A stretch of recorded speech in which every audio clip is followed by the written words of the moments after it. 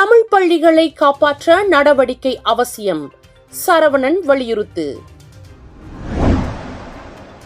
சமத்துவம் பொங்கட்டும். தான் ஸ்ரீ விக்னேஸ்வரனின் பொங்கல் வாழ்த்து.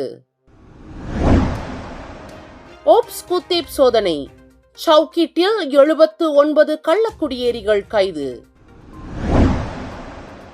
உலக அளவில் சக்தி வாய்ந்த கடப்பிதழ்களில் மலேசியாவுக்கு 9வது இடம்.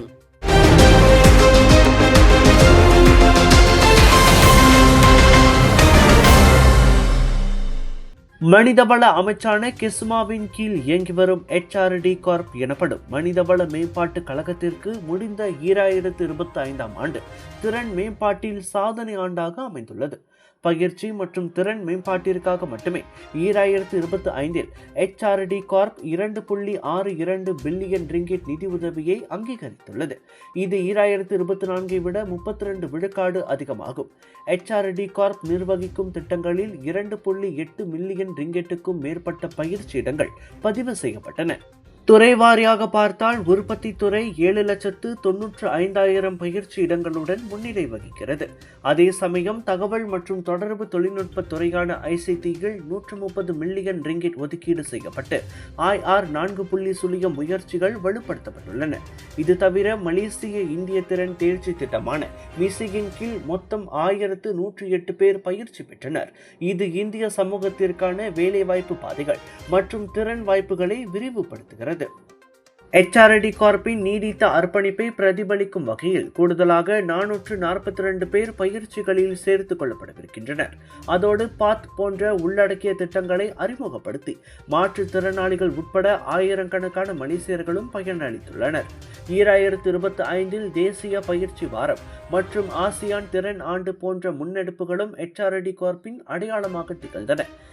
HRD கார்ப் மனித மூலதன மேம்பாட்டில் இவ்வட்டாரத்தில் மலேசியாவை முன்னணிகள் நிறுத்தி வேலைவாய்ப்பு தயார் நிலை மற்றும் உள்ளடக்கிய வளர்ச்சியை முன்னெடுக்கிறது.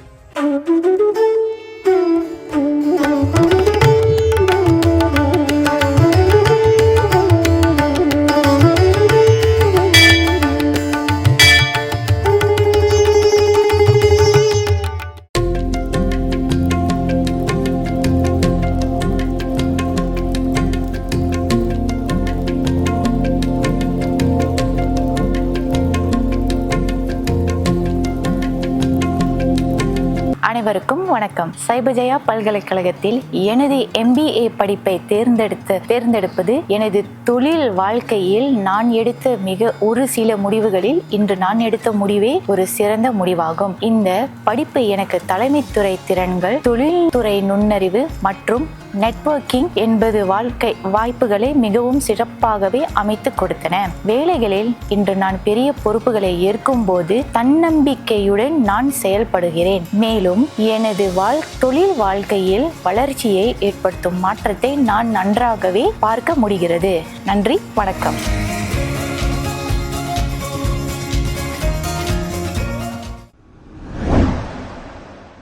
நாட்டில் தமிழ் பள்ளிகளில் 1ஆம் ஆண்டு மாணவர் சேர்க்கை சரிவடைந்து வருவது குறித்து MAICA தேசிய துணைத் தலைவர் டத்தோஸ்ரீ M. சரவணன் கடும் கவலை தெரிவித்துள்ளார். 2026 புதிய கல்வி ஆண்டில் நாடு முழுவதும் உள்ள தமிழ் பள்ளிகளில் முதல் வகுப்பில் பதிந்துள்ள மாணவர்கள் 10,330 பேர் மட்டுமே. இது கடந்த ஆண்டை விட 691 மாணவர்கள் குறைவாகும். தமிழ் பள்ளிகளை நம் சமூகத்தின் அடையாளமும் முன்னேற்றத்தின் அடித்தளமும் ஆகும். எனவே அதனை கட்டி காத்திட MAICA உறுதியாக உள்ளது. ஆனால் அதை MAICA மட்டுமே தனித்து செய்ய முடியாது என்றார் அவர். மாறாக தமிழ் சார்ந்த அரசு சார்பற்ற அமைப்புகள், பெற்றோர் ஆசிரியர் சங்கங்கள், முன்னாள் மாணவர் சங்கங்கள், பள்ளி மேலாண்மை வாரியங்கள் மற்றும் சமூக தலைவர்கள் என அனைவரும் தீவிரமாக செயல்பட வேண்டும் எனவும் அவர் வலியுறுத்தினார். தற்போது மலேசியாவில் 528 தமிழ் பள்ளிகள் உள்ளன. அவற்றில் 155 பள்ளிகளில் 30 மாணவர்களுக்கும் குறைவாகவே உள்ளனர் என்ற மற்றொரு கவலையையும் அவர் தெரிவித்தார். இது வெறும் எண்கள் பற்றிய விஷயம் அல்ல, நம் மொழி, கலாச்சாரம், சமூக வலிமையை பாதுகாப்பது பற்றியது என இன்று வெளியிட்ட அறிக்கையில் தாப்பா நாடாளுமன்ற உறுப்பினருமான சரவணன் கூறினார். அதிரச Milan Bollywood Bazaar and foodie Macha viral food festival வருகிறது மீசா மால் பண்டார் பரு நீலாய்க்கு 15 இருந்து 18 ஜனவரி வரை. கோலாகலமான shopping carnival, designer sarees, Punjabi suits, kurta, kurtis, பூச்சி கலெக்ஷன் விதவிதமாய் ரகரகமாய் வந்து குவிந்திருக்கின்றன. வைரல் ஃபுட் ஃபெஸ்டிவலில் நாட்டில் உங்களுக்கு பிடித்த அனைத்து வைரல் ஃபுட்களும் உங்களுக்காக மீசா மாலுக்கு வருகின்றன. திரண்டு வாருங்கள், ஷாப்பிங் செய்யுங்கள், கொண்டாடி மகிழுங்கள். Big sale, big discount.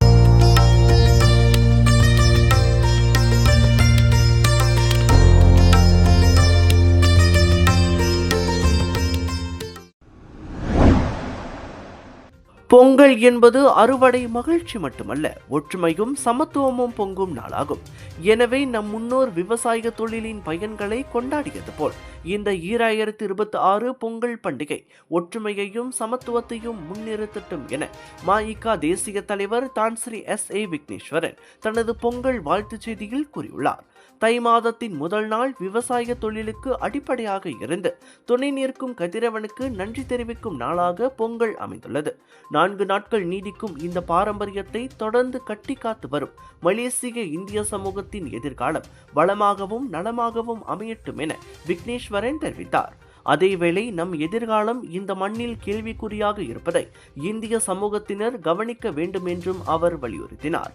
எனவே மலேசியாவில் வாழும் இந்திய சமூகத்தினர் அனைவரும் வேறுபாடுகளை மறந்து ஒற்றுமை என்ற ஒரே எண்ணத்துடன் அனைத்து சமூக மக்களோடும் ஒன்றிணைந்து இந்த பொங்கல் நன்னாளை கொண்டாடுவோம் என தான்ஸ்ரீ விக்னேஸ்வரன் கேட்டுக்கொண்டார். ஒரு நாளைக்கு நம்ம இருதயம் எத்தனை வாட்டி துடிக்குது தெரியுங்களா? கிட்டத்தட்ட 1 லட்சம் வாட்டி. நம்ம தூங்குற நேரத்துல இருதயம் மெதுவா துடிக்கும். நம்ம இருதயம் ஒரு என்ஜின் மாதிரி நான் ஸ்டாப்பா உடம்பு முழுதும் ஆக்சிஜன் பம்ப் பண்ணிட்டு கார்பன் டை ஆக்சைடை வெளியாக்கிடுறோம். ரத்த ஓட்டம் இருதயத்துக்கு சீரா இல்லைன்னா பல பிரச்சனைகள் வர ஆரம்பிக்கும். உயர் ரத்த கொதிப்பு, இருதய சம்பந்தப்பட்ட நோய்கள் மற்றும் பல. டெஸ்லி டென்ஷனோட மகிமை ரத்த ஓட்டத்தை சீராக்கிடும், இருதயத்தின் சுமையை குறைக்கும். டெஸ்லி உங்கள் ஆரோக்கியத்தின் நண்பன்.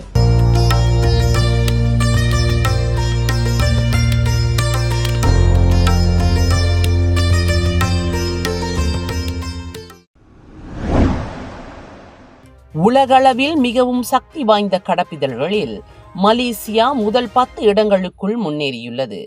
2026 ஹென்லே பாஸ்போர்ட் இண்டெக்ஸ் குறியீட்டின்படி மலேசிய கடப்பிதழ் தற்போது உலகில் 9வது இடத்தை பிடித்துள்ளது.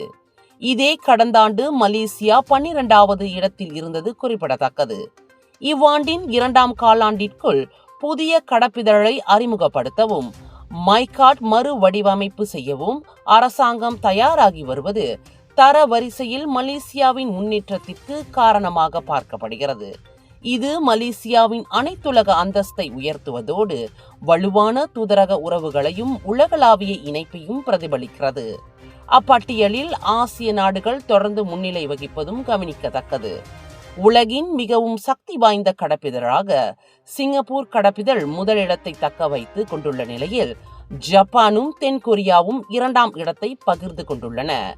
Denmark, Luxembourg, Spain, Sweden, Switzerland ஆகிய நாடுகள் 3ஆம் இடத்தில் உள்ளன.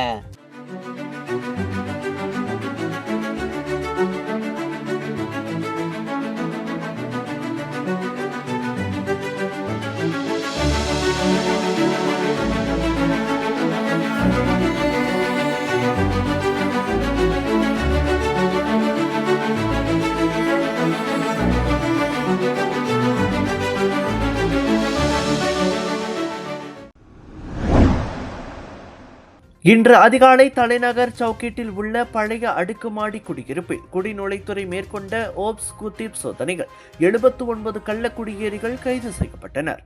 அவர்கள் முறையே 39 இந்தோனேசியர்கள், 25 வங்காளதேசிகள், 10 நேபாளிகள், 2 இந்திய பிரஜைகள், 2 பாகிஸ்தானியர்கள், 1 மியான்மர் நாட்டவர் ஆவார்.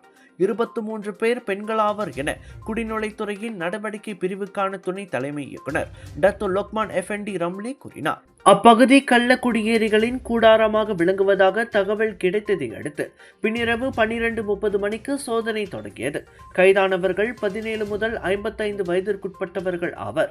முறையான பெர்மிட் இல்லாதது, அனுமதிக்கப்பட்டதை விட கூடுதல் காலம் இந்நாட்டில் தங்கியிருந்தது உள்ளிட்ட விதி மீறல்களுக்காக அவர்கள் கைதாகினர்.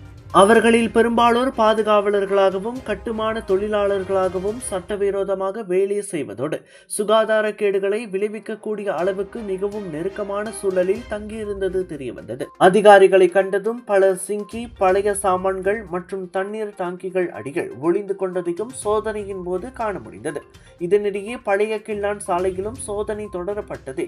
அங்கு 66 இந்தோனேசியர்கள் உட்பட 71 கள்ள குடியேறிகள் கைதாகினர். NPE நெடுஞ்சாலை ஓரமாக படுக்கை அறை, குளியலறை, சமையலறை, வரவேற்பறை, பள்ளிவாசல் போன்ற வசதிகளுடன் சட்டவிரோதமாக கட்டப்பட்ட குடியிருப்புகளில் அவர்கள் தங்கியிருந்தனர். மின்சார, தண்ணீர் இணைப்புகளும் சட்டவிரோதமாக மேற்கொள்ளப்பட்டிருந்தது அம்பலமானது. விசாரணைகளுக்காக அனைவரும் குடிநுழைவு தடுப்பு முகாம்களுக்கு அனுப்பப்பட்டுள்ளனர். GM Indians பெருமையுடன் வழங்கும் நகர சமிலான் Bollywood Bazaar and foodie Macha viral food festival வருகிறது மேசா மால் பண்டார் பரு நீலாய்க்கு 15 to 18 ஜனவரி வரை. கோலாகலமான shopping carnival, designer sarees, Punjabi suits, kurta, kurtis, boutique collection விதவிதமாய் ரகரகமாய் வந்து குவிந்திருக்கின்றன. வைரல் ஃபுட் ஃபெஸ்டிவலில் நாட்டில் உங்களுக்கு பிடித்த அனைத்து வைரல் ஃபுட்களும் உங்களுக்காக மேசா மாலுக்கு வருகின்றன. திரண்டு வாருங்கள், ஷாப்பிங் செய்யுங்கள், கொண்டாடி மகிழுங்கள். Big sale, big discount.